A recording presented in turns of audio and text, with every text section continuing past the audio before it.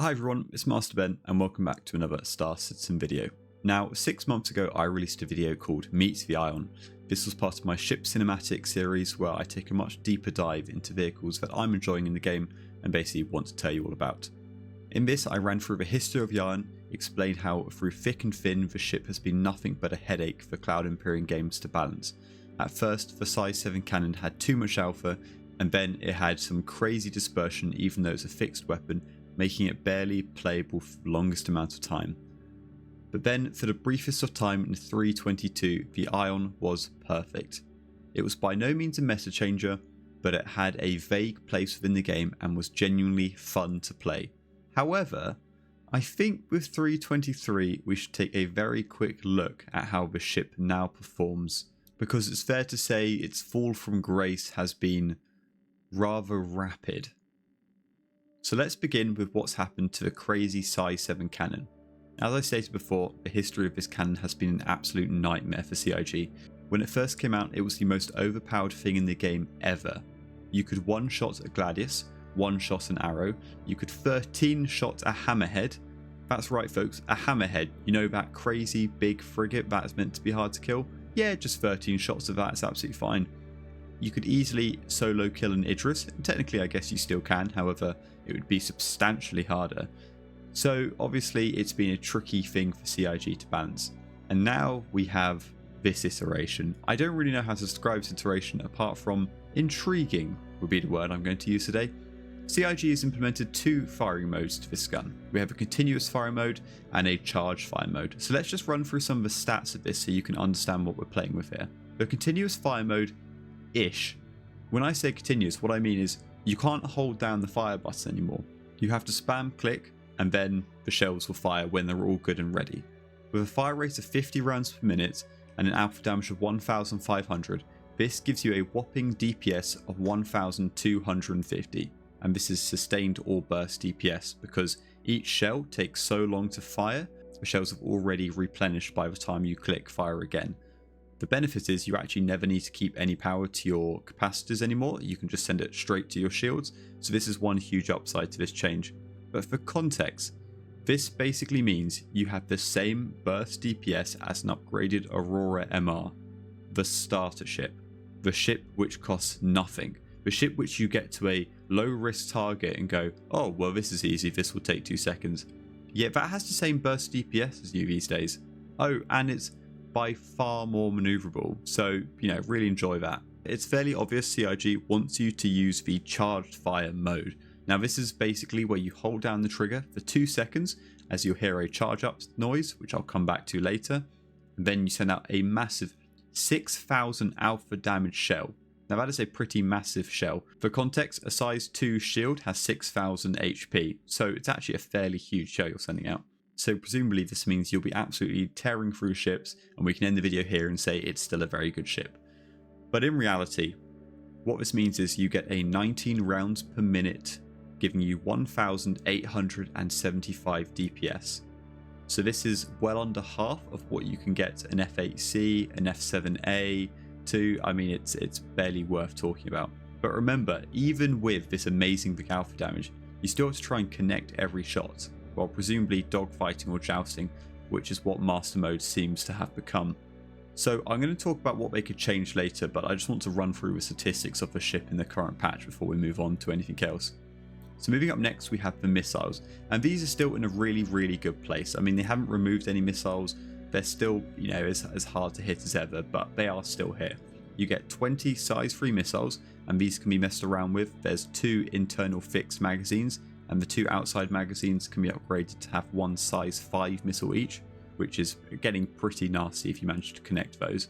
So this basically means you have more missiles than an Aegis Firebird, that brand new singing and dancing ship, and yet it actually has a main decent hardpoint. Well, it used to have a main decent hardpoint, but maybe in another life it will come back. And the good news is there's still no dispersion on the cannon. I really feel like CIG learned from their errors there and will never ever put back dispersion on the Ion or any fixed weapons. I truly hope so. So now we've spoken about the firepower, let's talk about the handling. So we'll begin with the flat numbers and then discuss the actual gameplay. When compared to other heavy fighters, the Ion is slightly better state than most of them, but certainly don't mistake this for saying it's better to fly. Against the F8C and the Vanguard Hoplite, which share the same master mode profiles, it is slightly more manoeuvrable in the pitch in your department, but it has the exact same speed and boost speeds. However, this is like comparing two snails at the Olympics. If you compare each of them together, you will see a minor win for the Ion, but they still finished last by about 4 weeks. In reality, heavy fighters are in such a garbage place right now, they're really not worth even looking at for most combat engagements. And when we talk about this minor win, it truly is minor. The Ion has a 13% better pitch rate than the Vanguard or F8, it has a 19% better yaw rate, and it has the identical roll rate. In reality, when it comes to flying the Ion, some of this doesn't feel too bad and some of this feels pretty awful. As I mentioned back in my previous full review for this ship, the engine sounds are absolutely incredible on the Ion, and I stand by that. I still think they are probably the best sounding engines in the entire game. What doesn't feel as amazing is this incredible thump of energy you can feel as you start to power up the engines, and then you hit your top speed of 210 meters a second in SCM mode. For context, planes that fly around Earth today easily go over 230 when cruising at altitude. This is nothing special. The noise is almost comical. You hear this giant roar and then nothing happens. It's like the one bloke with the Fiat Punto who's taken out the catalytic converter so it sounds aggressive. It makes no sense. But anyway, I digress. Flying this or any heavy fighter just genuinely feels like you're sitting in a bathtub and slowly rolling down a hill. It is absolutely painful to fly anywhere. It is painful to get into any engagements. It's even painful just to overshoot your landing pad and have to turn back around. I really hope this doesn't come across as I'm just dogging on the Ion and explaining how bad it is. I really am struggling to find any pros to this ship. One of the biggest pros is the fact it still has that size 2 quantum drive. So this does mean you can get across the verse really quickly. If you own an Ion right now and you're not considering melting it, which I wouldn't recommend melting the ship just yet, but you can actually use the Ion as a very, very good taxi just to get you around the verse. It still has a size 2 drive. In reality, if you're not trying to go into combat and you just need to get to a different landing area, it can be really good just to fly there. You still have the back storage, which can be really nice. So yeah, it definitely still has some vague benefits, but for a heavy fighter combat ship, it's pretty naff. Okay, let's talk about what could be done to improve the Ion. And I'm not going to start recommending absolutely crazy changes to the flight model because Master Modes is in its first iteration. Cloud Imperium Games have tried to make their life easy by taking very generic profiles for heavy fighters, light fighters, medium fighters, interceptors, just so they can at least get this patch out, and then they can begin tailoring ships to their own desires. Do I think that tailoring is going to go well? Probably not. I feel like we'll wait and see on that one before we start, getting annoyed. So with that being said, let's talk about the first change I would make to this ship, and that's to the 2 firing modes for the main cannon, continuous and charge mode. I would recommend allowing me to set 2 different key binds for this. So therefore I can hold down a key if I want to charge fire, or I can just hold down mouse 1 if I want to continue rapid fire. Having to click fire all the time feels really, really frustrating. I'm not sure how it feels like if you're on a joystick, 'cause I don't use joysticks. On a mouse, it's very distracting when you're already trying to chase your mouse around the screen, given the fact you have no maneuverability.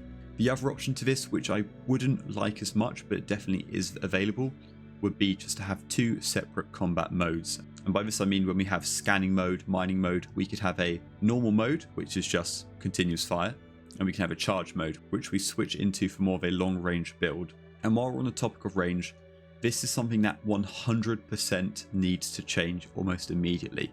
If we're going to keep the Ion in its current state, which, okay, fair enough, you've got more important things to do, that's fine, need to increase the ammo range, especially on the charged cells. Right now, the ammo range is 3 kilometers. This basically means you're just going to be swamped on instantly as you're too slow to actually exit combat these days. I would recommend increasing the charge shot range to roughly 7 kilometers. This could allow for a more sniper-like gameplay against big ships, which is what the ship is intended to do. Of course, any large ships with missiles or fighters to deploy could still easily bat you away, but it could help this ship actually find a role in the game. And for anyone who's about to type, oh, this would be overpowered against small ships, no it wouldn't. The shells travel at 1000 meters a second, This would give any small ship 7 seconds to change their trajectory before they actually need to panic. This would be super easy to avoid. It could allow you to actually get the jump on much larger ships or convoys or fueling operations, for example. So, the future of the Ion, what is it? Well, with master modes right now being a heavy blanket sweep over ship handling in its current state, I really don't know when this ship is going to be good again. Like I said earlier, it would be unrealistic for anyone right now to jump on Spectrum, get really mad and say, oh, why don't you give this XYZ different handling profile? There's over 150 ships in this game easily. If people start wanting their own separate modes for all of them, we are never, ever, ever going to get anywhere right now. But with all that being said, I really don't know when the Ion's going to be good. If the cannon isn't affected in some way, which allows it to feel more versatile and more engaging, it's just not a fun experience. And then finally, let's summarize. In 3.23, who should play the Ion? I'm sorry to say it, but it's no one. Not a single soul. There is zero reason to pick up this ship at all. None.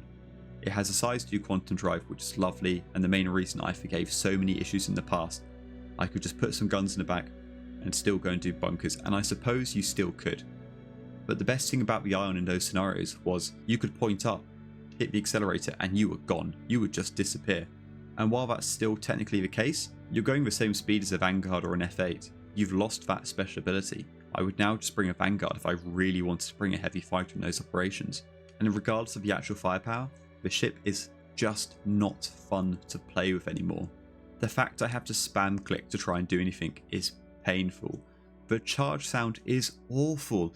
Give it a cool charge noise, make the shell change colour, just do something small to make it feel different. But the charge noise is so underwhelming. It's the same charge noise as the Kana rifle on a size 7 cannon doing 6,000 alpha damage. Come on, give me something to work with here. I have loved the Ion from day one. I have even tried to make this thing work when the dispersion meant this thing was literally just a scattergun on a fixed mount. I mean, how does that even work? But this is too much. This is rubbish. Like, don't buy this. And with that, folks, I think we've reached the end of the video. It was a bit of a rant review. However, I think it's necessary because in reality, this is what the Ion is.